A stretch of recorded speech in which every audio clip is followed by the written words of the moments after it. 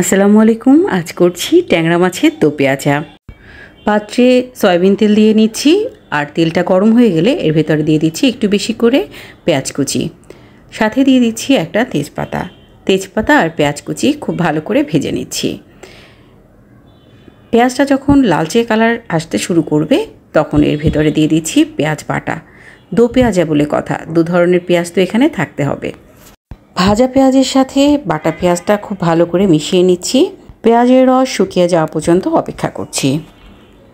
স্বাদ মতো দিয়ে দিচ্ছি লাল মরিচের গুঁড়ো, হলুদের গুঁড়ো দিয়ে দিচ্ছি সামান্য পরিমাণ, দিয়ে দিচ্ছি ধনিয়ার গুঁড়ো এবং জিরার গুঁড়ো।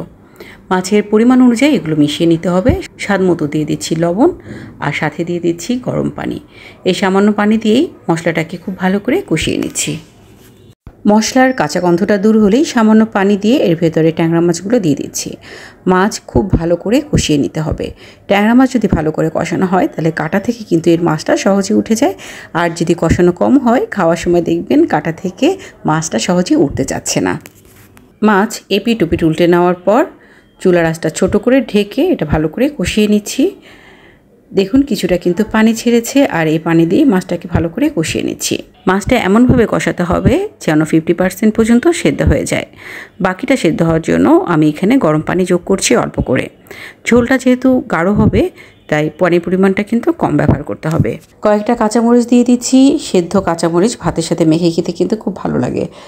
আর দিয়ে দিচ্ছি কয়েক টুকরো টমেটো। সরিষার তেল দিয়ে দিচ্ছি চারপাশে ঘুরিয়ে। এবার ঢেকে এটাকে রান্না করে নিচ্ছি। মাছ ঢাকার সময় ঢাকনা কিছুটা ফাঁকা করে রাখছি যাতে করে এখান থেকে বাষ্প কিছুটা বের হয়, মাছ খুব বেশি সেদ্ধ না হয়ে যায়। মাছ সম্পূর্ণ রান্না হয়ে গেছে, ঝোলটাও গাঢ় হয়ে এসেছে। এবার এর ভিতরে দিয়ে দিচ্ছি আমি ধনিয়া পাতা দিয়ে কিন্তু 3-4 মিনিট আমি রান্না করে নেব যেন ঝোলের সাথে এই পাতার ঘ্রাণ খুব ভালো করে মিশে যায়।